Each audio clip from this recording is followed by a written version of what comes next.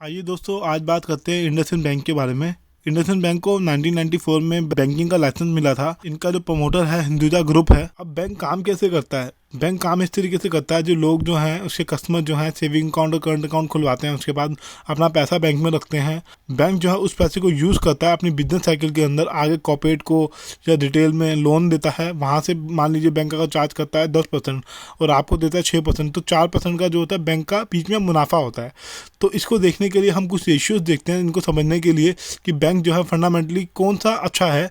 इसके पीछे मैं अलग से वीडियो बना चुका हूँ। ये 4-5 रेशियो होती हैं जिसको देखा जाता है। सबसे पहले होते हैं ग्रॉस एनपीए, उसके बाद होती है नेट एनपीए। इन दोनों को मिला के देखा जाता है कि बैंक कितना अच्छा है, बैंक को कौन सा कितना अच्छे से मैनेज कर रहा है, क्वालिटी ऑफ मैनेजमेंट कैसा है। अब यहाँ पे ग्रॉस एनपीए और नेट एनपीए को देख के हमें ये पता चलता है कि बैंक ने जो पैसा आगे लोन के रूप में बांटा हुआ है बाहर, उसमें से कितना पैसा है बैंक को वापस मिलने वाला है या नहीं मिलने वाला।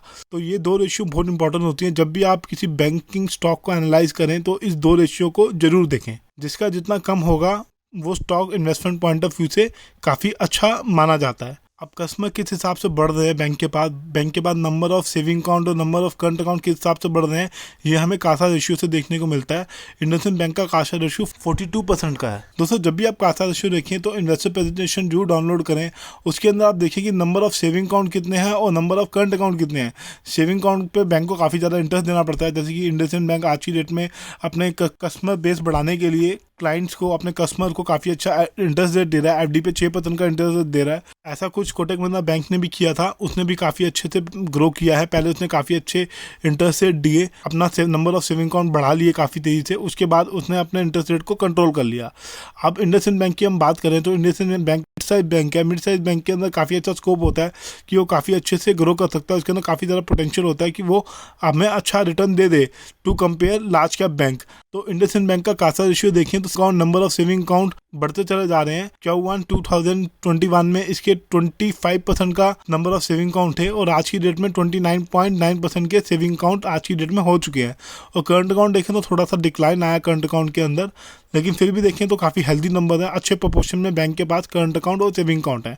करंट अकाउंट जिस बैंक के पास सबसे ज़्यादा होंगे वो बैंक काफ़ी अच्छा होगा इन्वेस्टमेंट वाइज। वो बैंक जो है फ्यूचर के अंदर अच्छा हमें ग्रोथ दे सकता है, क्योंकि करंट अकाउंट पे बैंक को इंटरेस्ट नहीं देना पड़ता। मान लीजिए अगर किसी XYZ पर्सन को बैंक ने लोन बांटा आगे 8% के हिसाब से, लेकिन अपने कस्टमर को कोई इंटरेस्ट देना ही नहीं है करंट अकाउंट के केस में, तो वो सारा का सारा प्रॉफिट बैंक के पास आएगा। ये मैंने पुराने वीडियो में भी डिटेल में समझाया था। अब कासा रेशियो तो हमने देख लिया। कासा रेशियो देखने के बाद हमें एक चीज़ और देखनी चाहिए। बैंक ने काफ़ी ज़्यादा इंटरेस्ट रेट दे के डिपॉजिट तो इकट्ठा कर लिया, लेकिन जो डिपॉजिट बैंक ने इकट्ठा किया है वो आगे लोन पे बांटने के लिए कुछ बैंक के पास कस्टमर भी तो होना चाहिए। उसके लिए हमें लोन बुक को देखना पड़ेगा। लोन बुक जिस बैंक का जितना डाइवर्सिफाइड होगा वो उतना अच्छा होगा। कहने का मतलब ये कि उसने बैंक ने अलग अलग इंडस्ट्री के कंपनीज को लोन बांटा हुआ है, एक ही सेक्टर के ऊपर सारा लोन नहीं बांटा हुआ। अगर मान लीजिए अगर एक सेक्टर अच्छा परफॉर्म नहीं करता या एक सेक्टर के अंदर रिसेशन आ जाता है तो बैंक की हालत ज़्यादा नहीं बिगड़ेगी। तो बैंक जो होता है दो एरियाज़ के अंदर वर्क करता है। पहला जो वो है लोन देता है कॉर्पोरेट को, बड़ी बड़ी मल्टीनेशनल कंपनीज को। दूसरा वो लोन देता है रिटेल कैटेगरी में, जिसके अंदर काफ़ी सारे डिफरेंट वैरायटी के प्रोडक्ट्स होते हैं। तो बीच में कुछ ऐसा देखा गया है कि कुछ बैंक के साथ जिन्होंने कॉर्पोरेट को काफ़ी ज़्यादा लोन दे रखा था, वहाँ पे काफ़ी सारे इश्यूज निकल के सामने आए, काफ़ी सारे बैड लोन निकल के सामने आए। हुआ ये था कि काफ़ी सारी बैंक कंपनीज ने डिफॉल्ट किया था, तो उसका जो है इफेक्ट देखने को मिला बैंक के ऊपर। बैंक की एनपीए काफ़ी ज़्यादा बढ़ गई, लेकिन इंडसइंड बैंक की एनपीए जो है काफ़ी अच्छी है, कंट्रोल में है। तो आज की डेट में इंडसइंड बैंक ने अपनी स्ट्रैटेजी चेंज की है। पहले वो कॉर्पोरेट को ज़्यादा लोन देते थे, अब वो रिटेल सेगमेंट के अंदर आ गए हैं। रिटेल सेगमेंट के अंदर उन्होंने लोन देना शुरू कर दिया है ज़्यादा। तो हम 2019 की बात करें तो 61% जो कंट्रीब्यूशन था कॉर्पोरेट एंड कमर्शियल बैंकिंग की तरफ था बैंक का, तो कॉर्पोरेट को ज्यादा लोन देती थी कंपनी, और रिटेल के अंदर 36% का जो है लोन बैंक जो है दिया करती थी। आज की डेट में रेशियो काफी ज्यादा चेंज हो चुका है। 56% पैसा जो है कंपनी जो है कंज्यूमर फाइनेंस के अंदर देती है, और बाकी जो है 44% का पैसा जो है कॉर्पोरेट बैंकिंग फाइनेंस में कंपनी देती है। तो इंडसइंड बैंक ने अपनी जो स्ट्रेटजी है काफ़ी अच्छी चेंज कर दी है, क्योंकि रिटेल के अंदर क्या होता है डिफ़ॉल्ट होने का चांस मेरे हिसाब से मुझे ऐसा लगता है कि काफ़ी कम होता है। कॉर्पोरेट के अंदर डिफ़ॉल्ट होने का चांस ज़्यादा होता है। जैसे कि अभी आपने देखा PSU बैंक ने काफ़ी सारे ऐसी कंपनीज को लोन दे रखे हैं जहाँ से रिकवरी होना मुश्किल है। उसके अंदर हम देखें तो व्हीकल फाइनेंस से 28% का रेवेन्यू आता है, जिसके अंदर 2 wheeler loan, commercial vehicle loan, car loan, tractor loan, equipment finance loan जैसे प्रोडक्ट पे कंपनी जो है लोन देती है। इसका maximum revenue commercial vehicle vehicle loan से आता है 11% का। इंडसइंड बैंक को काफ़ी अच्छी एडवांटेज है क्योंकि हिंदुजा ग्रुप की कंपनी है, इसकी एक सब्सिडी कंपनी है अशोक लेलैंड। तो कोई भी कस्टमर अशोक लेलैंड से जब कमर्शियल व्हीकल्स वगैरह खरीदता है, अगर उसको लोन करवाना होता है तो वो इंडसइंड बैंक का लोन ही ऑफर करते हैं, क्योंकि इंडसइंड बैंक जो है इन्हीं की कंपनी है। तो इंडसइंड बैंक को काफ़ी अच्छा एडवांटेज है, वहाँ से कंपनी को काफ़ी अच्छे कस्टमर्स मिल जाते हैं। उसके बाद नॉन व्हीकल रिटेल से 15% का रेवेन्यू आता है, जिसके अंदर loan against poverty, credit card, जिसके अंदर बिजनेस बैंकिंग जैसे प्रोडक्ट हैं, लोन बुक प्रोडक्ट्स हैं। उसके बाद माइक्रो फाइनेंस से 13% का आता है रेवेन्यू। उसके बाद लार्ज कॉर्पोरेटर से 21% का, उसके बाद मिड साइज कॉर्पोरेटर से 21% का, उनके बाद स्मॉल टच से 2% का रेवेन्यू जो है कंट्रीब्यूट होता है बैंक को। उसके बाद कॉर्पोरेट लैंडिंग में हम देखें James and jewellery, NBFC, steel, real estate, power generation, real estate, housing loan company, food and beverage and food processing company से बैंक का जो है काफ़ी अच्छा रेवेन्यू कंट्रीब्यूट होता है। तो बैंक का जो लोन बुक है काफ़ी अच्छे से डाइवर्सिफाइड है, जो कि एक काफ़ी अच्छी बात। उसके बाद 2 रेशियोज हो रह गई, एक एनआईएम, उसके बाद कैपिटल एडुकेशन रेशियो। एनआईएम की हम बात करें तो नेट इंटरेस्ट मार्जिन, तो बैंक का जो है 4% है। आप जानना चाहते हैं एनआईएम क्या होता है तो आप मेरा पुराना वीडियो देख सकते हैं, उसके अंदर मैंने बताया था कि एनआईएम क्या होता है।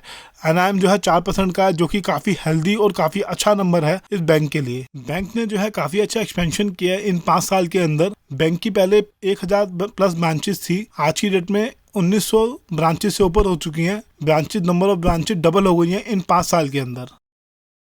आइए दोस्तों, उसके बाद कुछ रेशियो देखते हैं। स्टॉक की पी जो है 22 की है, इंडस्ट्री पी 19 की है, उससे जो है स्टॉक थोड़ा महंगा चल रहा है। और इसकी सेल ग्रोथ देखें तो 19% की है पिछले 5 साल में, और प्रॉफिट ग्रोथ पिछले 5 साल से 5% की है। और इसकी जो पी रेशियो देखें पिछले 5 साल से 25% की रही है, और 10 साल से जो पी रेशियो है वो भी 25% के पास ही रही है। तो ये रेशियो के आसपास ही ट्रेड हो रहा है, जो पिछले 5 साल में जो पी थी उसके पास ही, आज के आसपास ही ट्रेड हो रहा है ये। और इसके अंदर अगर हम डेट देखें तो 3 लाख करोड़ का डेट है बैंक के पास। और वही अगर हम आईसीआईसीआई बैंक से इसको कंपैरिजन करें तो ये 4 टाइम्स है टू कंपेयर डेट। डेट जो है आईसीआईसीआई बैंक के पास तो ये 4 टाइम्स है, ज्यादा है। मतलब बैंक के पास बैंक की जो लायबिलिटी है वो ज्यादा है। तो आईसीआईसीआई बैंक बहुत बड़ा बैंक है, तो इससे पता चलता है कि बैंक के पास डिपॉजिट जो है नंबर ऑफ करंट अकाउंट और सेविंग अकाउंट से ज्यादा है इंडसइंड बैंक के मुकाबले आईसीआईसीआई बैंक के पास।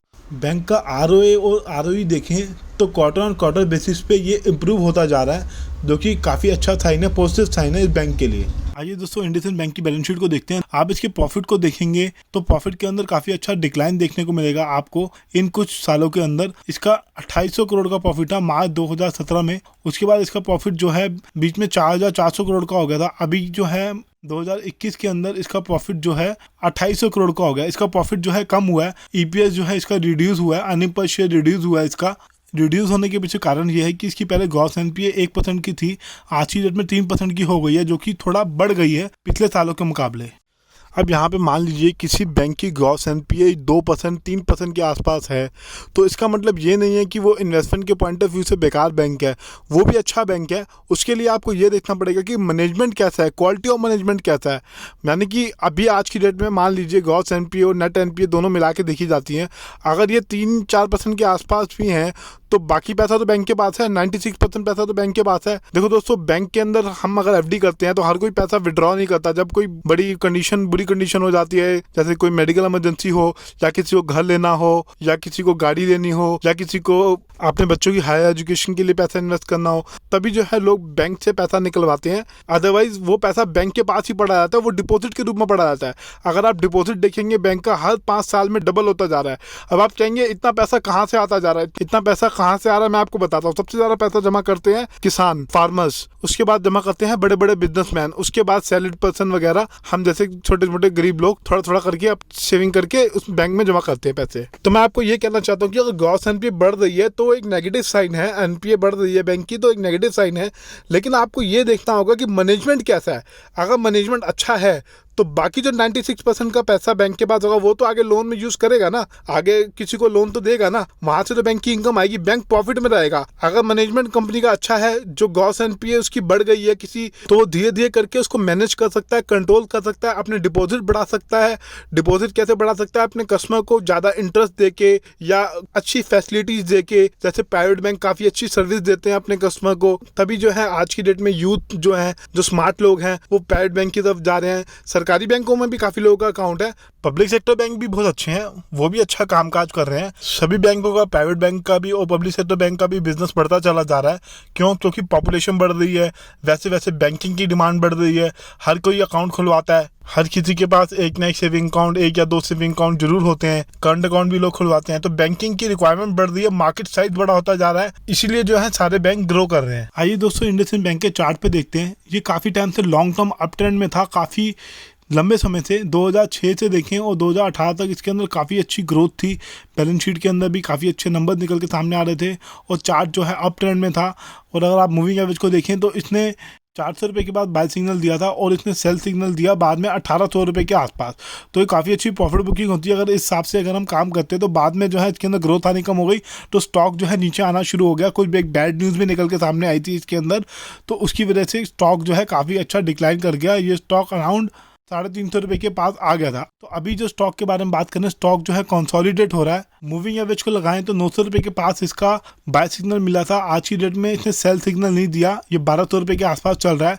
ये स्टॉक मेरे पास नहीं है, मैं स्टॉक को लेना चाहता हूँ लॉन्ग टर्म के लिए, मैं इसके अंदर इन्वेस्टमेंट करना चाहता हूँ। उसके पीछे क्या कारण है? उसके पीछे कारण ये है कि मैनेजमेंट बहुत अच्छा है, इनकी लोन बुक डाइवर्सिफाइड है, इनके पास काफ़ी अच्छे एडवांटेज है। जैसे मैंने अभी आपको बताया, अशोक लेलैंड इनकी बड़ी कंपनी है, व्हीकल लोन्स के थ्रू ये आज काफ़ी अच्छा जो कि रेवेन्यू कंट्रीब्यूट करता है इंडसइंड बैंक को। तो फ्यूचर के अंदर जैसे जैसे इनके व्हीकल्स की डिमांड बढ़ेगी, जैसे जैसे इनके नंबर ऑफ व्हीकल बढ़ेंगे, तो जो कस्टमर इनसे लोन करवाएंगे तो उसका फायदा इंडसइंड बैंक को मिलेगा। और इंडसइंड बैंक जो है मिड साइज बैंक है, मिड साइज बैंक में काफ़ी ज़्यादा पोटेंशियल होता है कि वो मल्टी बैगर बन सकता है इन फ्यूचर के अंदर। अगर मैनेजमेंट अच्छे से वर्क करे तो अपनी ग्रॉस एनपीए को कंट्रोल करे और अपनी नेट एनपीए ज़्यादा बढ़ने ना दे। अब इसके चार्ट पे देखें तो इसका पहला सपोर्ट जो है 835 रुपये के पास है। तो अगर स्टॉक इस लेवल के पास आएगा तो इसके अंदर मैं थोड़ी इन्वेस्टमेंट करूंगा। अगर इसके अंदर फिर दोबारा करेक्शन आती है तो इसके अंदर मैं थोड़ा फिर री इन्वेस्ट करूंगा। अभी इसके अंदर देखें तो इसने काफ़ी अच्छा ब्रेकआउट दिया था 1100 के बाद, तभी यह है स्टॉक जो है 1220 तक चला गया था। उसके बाद इसका जो पहला सपोर्ट जब देखें वो 980 रुपये के पास है। अभी मैंने जैसे 800 रुपये के पास बताया, वो इसका दूसरा सपोर्ट था, लेकिन पहला सपोर्ट इसका 980 रुपये के पास है। अगर इसको तोड़ देता है तो स्टॉक फिर थोड़ा नीचे आ सकता है। दोस्तों मैं स्टॉक के अंदर लॉन्ग टर्म के लिए इन्वेस्ट करूंगा, लेकिन मैं इसकी एनपीए को भी ट्रैक करता रहूंगा। ग्रॉस एनपीए और एनपीए को अगर ये बढ़ जाती है तो स्टॉक के अंदर मैं लॉन्ग टर्म के लिए इन्वेस्टमेंट नहीं करूंगा। इस स्टॉक को मैं सेल करके बाहर आ जाऊंगा और इसके रिजल्ट्स को भी मैं ट्रैक करता रहूंगा। अगर वो अच्छे से बढ़ते हैं तो स्टॉक के अंदर फिर अच्छा रिटर्न हमको मिल सकता है। स्टॉक के अंदर मैं पहली इन्वेस्टमेंट 800 रुपये के पास करूंगा। अगर ये स्टॉक उस लेवल पे आता है तो मैं ऐसा नहीं कहता कि आ जाएगा, लेकिन यहाँ पे सपोर्ट है। मुझे ये लगता है कि ये लेवल अच्छा है बाय के लिए।